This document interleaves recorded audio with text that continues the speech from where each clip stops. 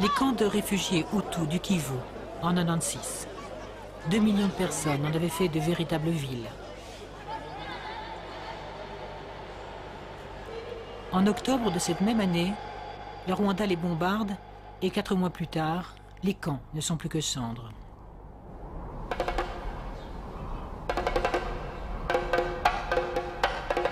La guerre de libération qui entraînait la chute du président Mobutu trouve en grande partie son origine dans la menace que constituaient pour le Rwanda voisin les Interahamwe, ces milices hutus rwandaises, et les anciens soldats de l'armée régulière, appelés phares, qui d'ici attaquaient le Rwanda.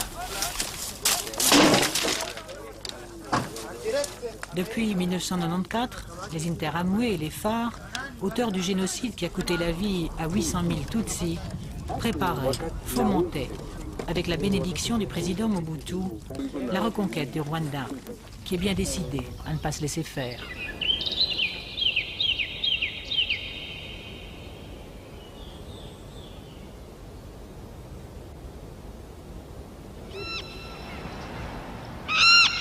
Pour les en empêcher, en octobre 1996, le Rwanda et l'Ouganda ont mis en selle l'AFDL, l'Alliance pour la libération des forces démocratiques du Congo-Zaïre.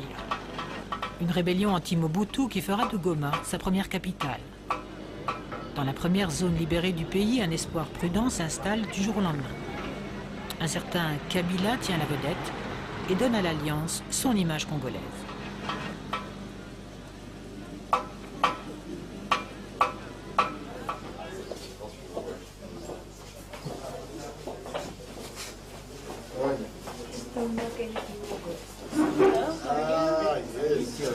Dans le palais de Mobutu, devant des journalistes venus d'un peu partout, Kabila est comme un poisson dans l'eau.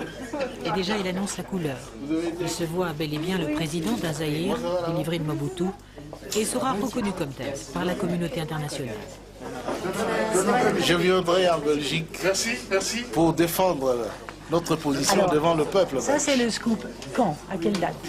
Mais il faut qu'on me facilite les choses. Je vais discuter avec mes amis. Vous sollicitez une invitation, là?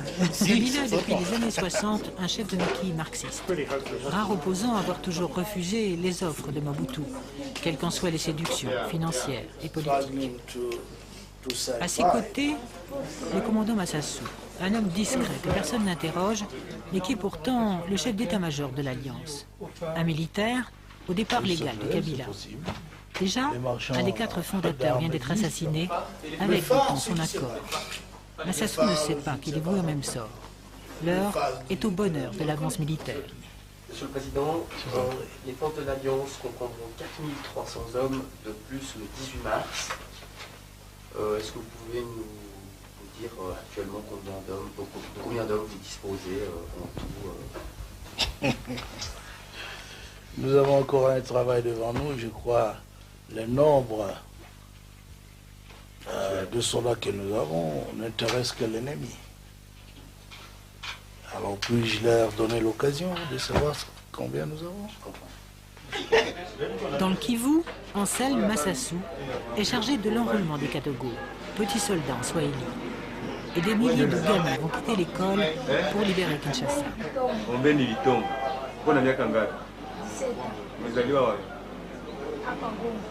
Kabila en veut 100 000 pour faire oublier que ces vrais combattants sont les Rwandais, les Ougandais, les Angolais, qui sauront toujours éviter les caméras. Bizarrement, Kabila, réputé pour sa peur viscérale de l'attentat, fera une confiance absolue à quelques-uns de ses Kadogo dont il ne se séparera jamais. En février 1997, rares sont ceux qui connaissent cet homme de 56 ans que Che Guevara avait rencontré dans son maquis 30 ans plus tôt.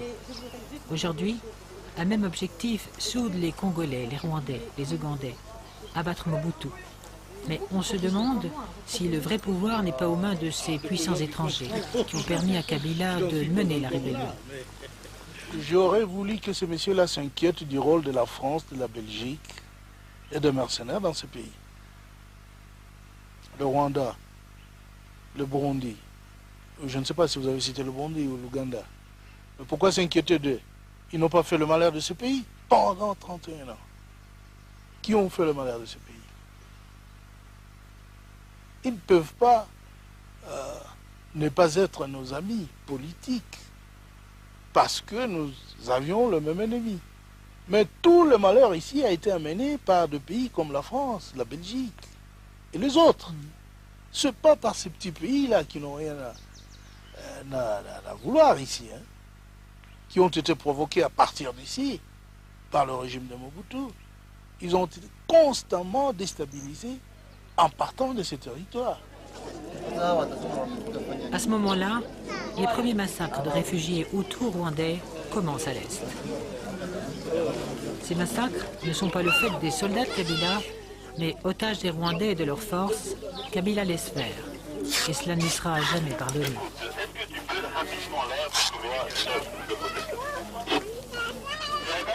Ici, il y a trop de morts, donc les gens qui viennent chercher à manger, on les tue comme ça. Et puis, on ne comprend pas comment on les tue. Qui les tue? Les militaires rwandais, les Tutsis. Les Tutsis, ce sont les Batutsis de Kagame qui viennent.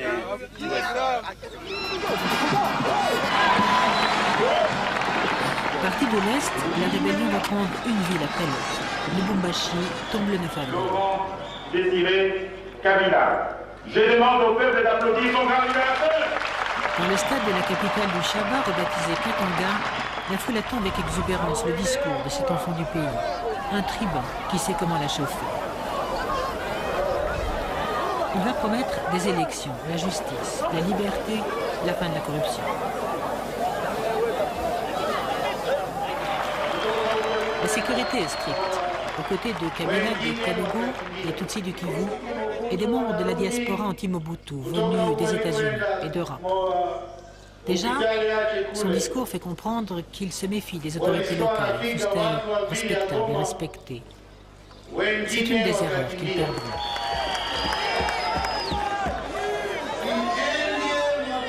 Il a mal débuté sa campagne, donc il fallait associer les gens du MPR qui ont bien travaillé dans le MPR. Prenons l'exemple du maire, le maire de la ville de Lubumbashi. Il a bien travaillé, ça on est d'accord pour tout le monde, donc il faut le garder. Parce que maintenant il nous amène des gens qu'on ne connaît même pas. Comment est-ce que nous allons les accepter? Parce que plus tard ça sera parfois une folie de grandeur. C'est ça mon idée maîtresse. Kabila ne perd pas de temps. Il faut financer la guerre. À peine arrivé à Lubumbashi, il signe un contrat d'1 milliard de dollars avec une firme canadienne, American Mineral Field, qui croit réaliser ce jour-là l'affaire du siècle. Elle s'engage à retaper la mine de cuivre de Kipushi. Mais Kabila, devenu président, reniera sa signature, sans état d'âme apparent. Le gouverneur fraîchement nommé de la province, cousin de Kabila, mais plus liégeois que katangais, profite de la solennité du moment pour donner une leçon de morale kabiliste. L'heure des corrompus, de tous ceux qui ont bousillé l'économie est révolue. Congo is open for business. Pendant que l'Alliance continue son avance vers la capitale zaïroise, les diplomates s'affairent pour éviter un bain de sang. Après plusieurs tentatives avortées, Laurent Désiré Kabila va consentir à rencontrer le président Mobutu sur un bateau sud-africain au large de Pointe-Noire. Kabila se fera attendre longtemps, très longtemps. Le vieux président est très malade, rongé par le cancer, les abandons et l'humiliation d'une défaite annoncée.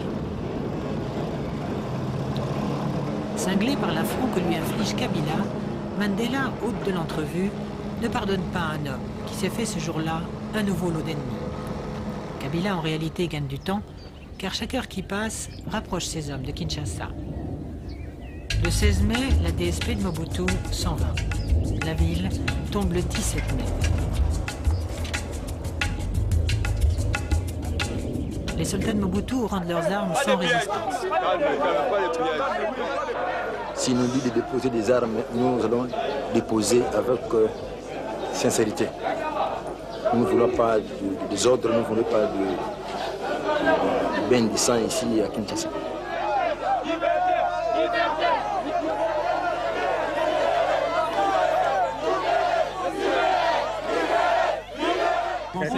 La joie immense. On était des esclaves, maintenant nous sommes libérés. Les premiers arrivés dans Kinshasa ont été des Kadogo éberlués, qui ne comprenaient même pas la langue de la ville. Il y aura beaucoup moins de morts qu'on ne pouvait le craindre. Le jour de la libération, les Kinois espéraient voir leur président, mais il est toujours à Lubumbashi. Les constitutionnalistes ont préparé un discours qu'il lira à la télévision, et Kabila va sidérer tout le monde en changeant l'essentiel. Il décide que la FDL, entendez pour lui le Congo, n'a plus qu'un chef. Le président de l'AFDEL, M. Laurent Désiré Kabila, assume à partir de ce jour les fonctions du chef de l'État de la République démocratique du Congo. Kabila, en réalité, craint Kinshasa, sa nouvelle capitale. Regardez bien cette image. Tous les pions d'un futur échec et mat sont en place. À gauche, le ministre des Affaires étrangères et le numéro 2 de l'Alliance. Des alliés qui bientôt deviendront des ennemis. À droite, Rachidi Kassereke, un Kadogo, un jeune soldat, dont l'histoire du Congo retiendra le nom.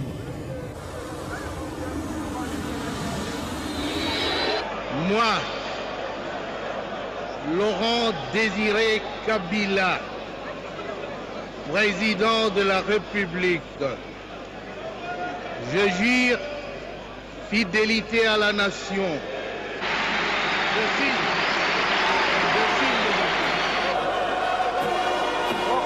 Quand le président autoproclamé prête serment quelques jours plus tard, le stade de Kinshasa est couvert.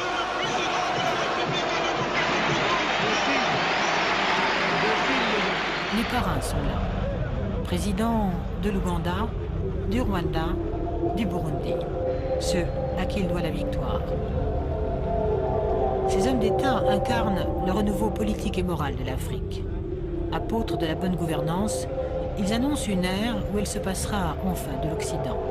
Tournera le dos à la corruption, à l'ethnisme, aux dictatures. On ne voit pas ce jour-là que déjà le discours de Kabila à Lubumbashi a suscité chez ses alliés des tensions, des interrogations. Les Kinois et leur président vont faire connaissance. Ils veulent croire au changement, et les premiers mois de Kabila vont leur donner raison, car la vie quotidienne va enfin changer. D'abord, et le soulagement est général dans les quartiers, dans le pays, la sécurité est enfin presque assurée. On commence à voir les transports publics, les impôts sont collectés, et vont dans les caisses de l'État qui, cependant, n'aura jamais de budget. Il n'a pas non plus de cadre institutionnel. Une grande réforme monétaire est entreprise. Les billets de Mobutu sont détruits et remplacés par un nouveau franc congolais. L'inflation est jugulée. Mais les points noirs sont préoccupants. Les partis politiques, les manifestations sont interdites. Le nouveau président, comme son prédécesseur, va se mettre à dos les associations congolaises de défense des droits de l'homme. Les massacres de réfugiés Hutus le privent de toute aide internationale digne de ce nom.